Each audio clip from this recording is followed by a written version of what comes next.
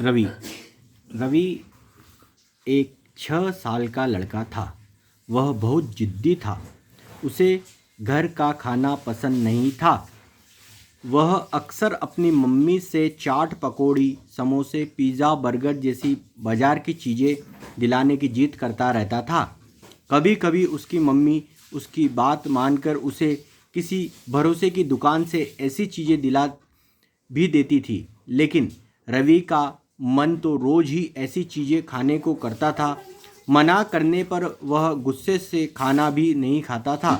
Mummy उसे बड़े प्यार से समझाती थी, बेटा, घर का खाना हमारे लिए सुरक्षित होता है। फल सब्जियां खाने से हमारा शरीर स्वस्थ रहता है। स्वस्थ मतलब अच्छा रहता है। बच्चों के शरीर के विकास के लिए अच्छा और पोषक तत्वों से भरपूर खाना बहुत ज़रूरी होता है। बाजार की चाट पकौड़ियों में अक्सर घटिया तेल मसाले का इस्तेमाल होता है। उसे खाकर लोग बीमार भी पड़ जाते हैं। लेकिन रवि पर अपनी माँ की बात का कोई असर नहीं होता था। वह तो बाजार की चीज़ों के ख्यालों में ही खोया रहता था।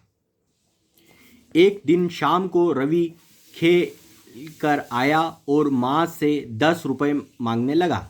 माँ ने पैसे हाथ में थमाते हुए मतलब हाथ में देते हुए पूछा, मुझे बताओ तुम क्या खरीदोगे? लेकिन रवि ने पैसे पकड़े और बिना कुछ बोले बाहर की ओर दौड़ गया। माँ उसे बुलाती रह गई।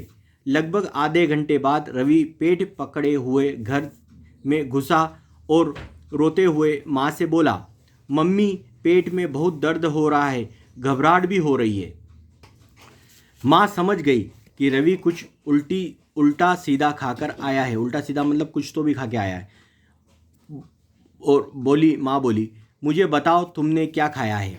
एक रेहड़ी वाले ने 2 बर्गर लेकर खाए थे। एक रेहड़ी वाले से 2 बर्गर लेकर खाए थे, रवि दर्द से कहराते हुए बोला। मम्मी उसे फौरन पास के अस्पताल में ले गई। वहाँ डॉक्टरों ने बताया कि उसके पेट में संक्रमण हो गया है ना। संक्रमण मतलब इन्फेक्शन हो गया और उसे भर्ती कर लिया गया। भर्ती मतलब दाखिला, वहीं पे अस्पताल में भर्ती कर लिया। उसे इंजेक्शन लगाए गए, कवड़ी दवाइयाँ दी गई और सादा खाना खिलाया गया। 2 दिन बाद रवि ठीक होकर घर लौटा। उसने अब ठान लिया कि वह बाजार की चीज़ों को देखकर नहीं ललचाएगा। इस कहानी से हमें क्या शिक्षा मिलती है? इस कहानी से हमें शिक्षा मिलती है कि हमें अपना खाना ठीक रखना चाहिए। हमें ऐसी चीज़ें ही खाना चाहिए जो हमारे स्वास्थ्य के लिए ठीक हो। यह इस कहानी से हमें शिक्षा मिलती है।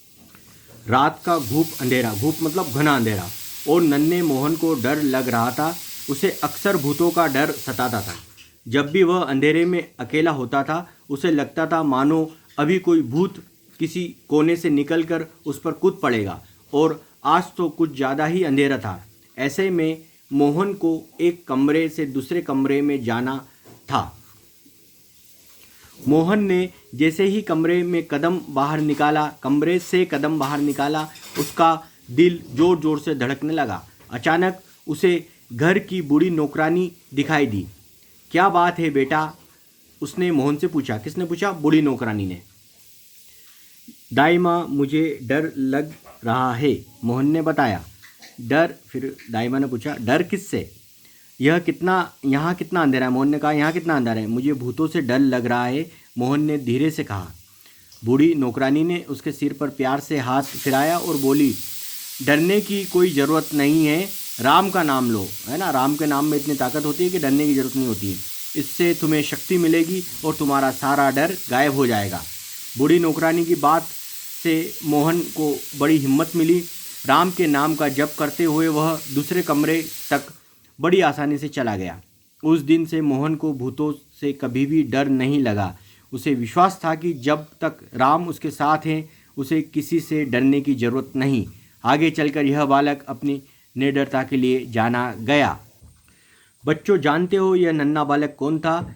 इस बालक का पूरा नाम मोहनदास करमचंद गांधी था, जिसे हम महात्मा गांधी और बापू के नाम से भी जानते हैं। जीवन भर उन्हें राम का नाम याद रहा, यहाँ तक कि प्राण छूटने समय भी, प्राण छूटते समय भी उनके होठों पर राम का ही नाम था। यदि तुम कभी दिल्ली के राजघाट पर बनी महात्मा गांधी की समाधि पर जाओ तो तुम पाओगे कि समाधि पर उनके अंतिम शब्द ही लिखे गए हैं, हे राम। इससे हमें यह शिक्षा मिलती है कि ईश्वर में विश्वास से हमें शक्ति मिलती है ना। ईश्वर पर हमेशा विश्वास रखो बच्चों, ईश्वर ही शक्ति देता है। यह इस कहानी से हमें शिक्षा मिलती है। एक गांव में गडरिया रहता था। वह रोज़ सुबह अपनी भेड़ों को जंगल में चराने जाता था। जंगल में चराने मतलब उसको खाना खिलाने के लिए। वह थोड़ा मजाकिया स्वभाव का था। वह अक्सर गांव वालों से मजाक करता था। मजाक मतलब जैसे मजाक करते हैं, जोक करते हैं, ऐसे मजाक करता रहता था। एक दिन वह रोज़ की तरह अपनी भेड़ों को जंगल में लेकर पहुंचा। भेड़ों को चरने के लिए छोड़कर वह एक पेड़ के नीचे आराम करने लगा। वहाँ से कुछ दूर गांव वालों के खेत थे जहाँ गांव के कुछ किसान काम कर रहे थे।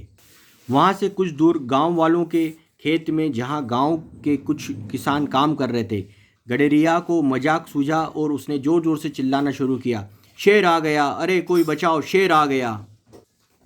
खेत में काम कर रहे किसानों ने गडरिया की आवाज़ सुनी तो वे लाठी डंडे लेकर आवाज़ की दिशा में दौड़ पड़े। गडरिया उन्हें देखकर ज़ोर ज़ोर से हंसने लगा। फिर वह बोला, अरे तुम लोग तो परेशान हो गए, मैंने तो मजाक किया था। गडरिया की बात सुनकर किसान बड़बड़ाने लगे और फिर लौट गए। अगले दिन गडरिया को फिर मजाक सूझा। वह चिल्लाने लगा, शेर आ गया, अरे शेर आ गया, कोई बचाओ। खेतों में काम कर रहे किसानों ने उसकी आवाज़ सुनी और आपस में बोले, लगता है गडरिया फिर मजाक कर रहा है। नहीं नहीं, हो सकता है आज वह सच कह रहा हो, है ना। बड़बड़ाना मतलब धीरे धीमी आवाज़ में करते ना, ऐसे बड़बड़ाते। उनमें से कुछ किसान अपना काम कर रहे थे और कुछ गडरिया की मदद को दौड़ पड़े। लेकिन पास आने पर गडरिया फिर हंसने लगा और बोला, हा हा हा, आज तुम लोग फिर उल्लू बन गए, मज़ा आ गया। किसान बड़बड़ाते हुए फिर लौट गए। अगले दिन गडरिया भेड़ों को लेकर जंगल पहुंचा। अचानक उसे कुछ दूरी पर सचमुच से एक शेर दिखाई दिया। वह पूरी ताकत से चिल्लाया, अरे कोई बचाओ, आज तो सच में ही शेर आ गया है, कोई बचाओ। खेतों में काम रहे किसानों ने उसकी आवाज़ सुनी लेकिन कोई नहीं आया। उन्हें लगा कि गडरिया फिर मजाक कर रहा है। ठीक है, फिर तब तक शेर ने एक भेड़ पर हमला करके उसे मार दिया। वह उसे घसीटता हुआ जंगल में ले गया। गडरिया बदहाल हो कर बची हुई भेड़ों को इकट्ठा करने लगा। वह अपने मजाक पर अब बहुत पछता रहा था। इस कहानी से हमें क्या शिक्षा मिलती है? इस कहानी से हमें शिक्षा मिलती है कि हमें लोगों का विश्वास नहीं खोना चाहिए। हमेशा लोगों को कभी भी झूठ नहीं बोलना चाहिए, मजाक नहीं करना चाहिए। ऐसी चीज़ों से अगर मजाक करते हैं ना तो बहुत महंगा पड़ता है। ये गडरिया को बहुत बाद में समझ में आया। मनोज अपने नाना के यहाँ आया हुआ था। मनोज ने नाना के घर के पास में होकर एक सड़क जा रही नाना के घर के पास से होकर एक सड़क जाती थी।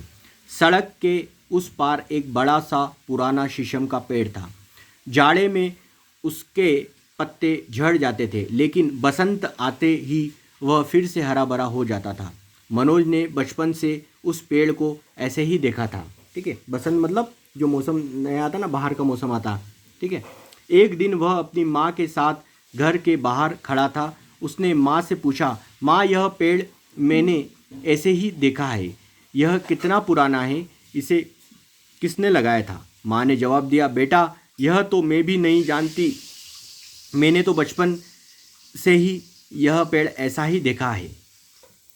यह सुनकर मनोज घर के भीतर चला गया और अपने नाना को बाहर बुला लाया। उसने वही सवाल दोहराते हुए फिर कहा, नाना जी यह पेड़ कितना पुराना है और इसे किसने लगाया था? नाना जी बोले, बेटा यह तो मुझे भी नहीं पता, क्योंकि यह पेड़ मेरे जन्म से भी पहले का है। हाँ हाँ, एक बात मैं यकीन से कह सकता हूँ कि जिसने भी यह पेड़ लगाया होगा वह कोई भला आदमी ही होगा। कभी बचपन में मैं भी इसकी छाँव में खेला करता था। छाँव मतलब उसकी जो छाँव रहती है ना, उसमें। तुम्हारी माँ और मामा भी इसकी छाँव में खेलकर बड़े हुए हैं और आज तुम भी इसकी छाँव में खेलते हो। इसका मतलब पेड़ लगाना अच्छी बात है, क्योंकि ये हमें छाया देता है। हमें पेड़ों से और क्या फ़ायदे होते हैं नाना जी? मनोज ने और जानना चाहा। नाना जी बोले, बेटा, पेड़ों से हमें ऑक्सीजन मिलती है। ऑक्सीजन के बिना हम जीवित नहीं रह सकते। इसके अलावा पेड़ हमें लकड़ियाँ, फल, दवाइयाँ जैसे अनेक काम की चीज़ें भी देते हैं। नाना जी, क्या मैं भी पेड़ लगा सकता हूँ? मनोज ने चहकते हुए कहा। क्यों बेटा, क्यों नहीं बेटा, हम दोनों कल सुबह एक एक पेड़ लगाएंगे। नाना जी ने मनोज का उत्साह बढ़ाते हुए बोला। मनोज नाना जी की बात सुनकर खुश हो गया और यह बात अपनी माँ को बताने के लिए अंदर की ओर दौड़ गया।